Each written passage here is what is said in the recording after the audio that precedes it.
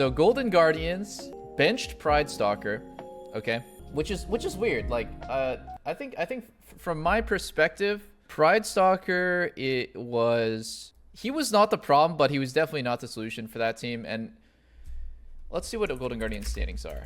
I imagine Golden Guardians is one of those teams that's going to make playoffs, get knocked out first round. Okay, so they're in a pretty bad spot, bottom 4. At this trajectory, they're not really going to make playoffs, but it's not crazy to think that they could squeak out 2 wins and end up top 6. But at this rate, they're not making playoffs, right? They're like clearly a level below CLG, C9, FlyQuest, TL 100. Actually, man, LCS is kind of stacked. Oh, top 8 is playoffs? Oh, well then they're fine. What the fuck? They're totally fine. I mean, if their aspirations are to make worlds, and like they should be, right? Like if I was a player, it doesn't matter what team you're on, what place you're on, your aspiration is to make worlds. They're probably not making worlds. Like if somebody gave you a contract and it was like, yo, bet your life savings right now, is Golden Guardians gonna make worlds? I think everyone with any sort of intelligence watching LCS is gonna say no, right? Like I'm not gonna bet my life savings on them making worlds.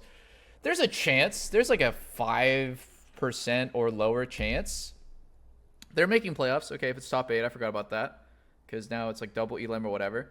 Yeah, I don't think this change is gonna make that team go from like barely making playoffs to making worlds. I really don't. At the end of the day, their solo lanes are kind of sussy. And that's like really important at in playoffs, because a slow paced game means like laning phase matters a lot, and small individual mistakes matter a lot in a slow game, because, you know, imagine there's only 5 kills per game and one of them is a Blaze Olive getting caught every game. So it's like, oh shit, we just gave over a free win because you know, positioning problems. So yeah, Golden Guardians taking River, it's like really big upgrade, but I don't think it's worth however much money they spent. And then on the other side, that makes no sense, is why did Dig let River go?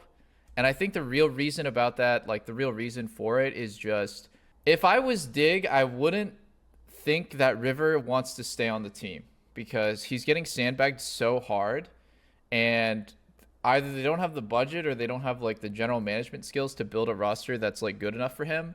So better to sell him off for a fat buyout. Like I can understand Dig more, because they're already fucked. You know, like their last place, they're 1-9. That's crazy. They've only won 1 game. Is that actually true? They've only won 1 game? They're 2-9. Okay, well, regardless, it doesn't fucking matter. Like, they're not making worlds. If they made top 8 for playoffs, it would be a goddamn miracle. And they're probably looking past this split. They're looking in the future. In the future, River's going to jump out of that contract ASAP and try to find actually good team. So better to like get the bag right now, and you know, sell to somebody who's dumb enough to pay a buyout for River. And in this case, you know, the only one who bought was Golden Guardians. I don't understand why, because it doesn't change anything. It's like they go from 8th place or 7th, 8th place team in LCS, and they maybe go up to like 6th place.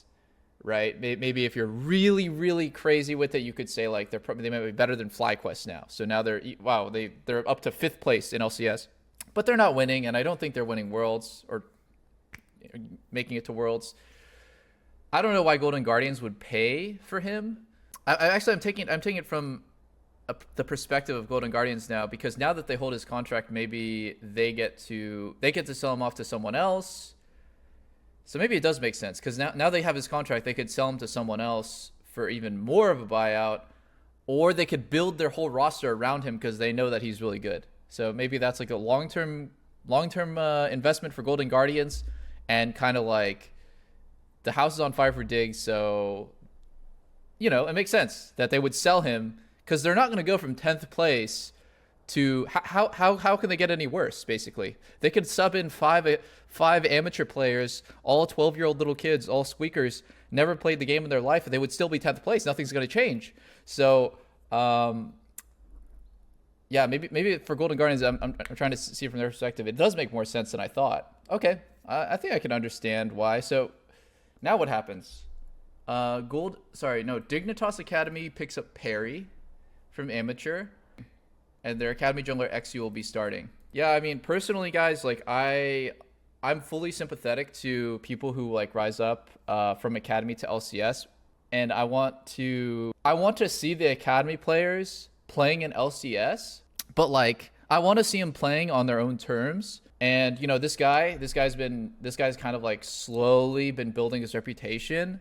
And I think like what really sucks about this is that he's going to come into a fully dysfunctional team. He is objectively a downgrade from River. Like, this is not flaming this guy. He's just not as good as like a fucking world-class jungler, right?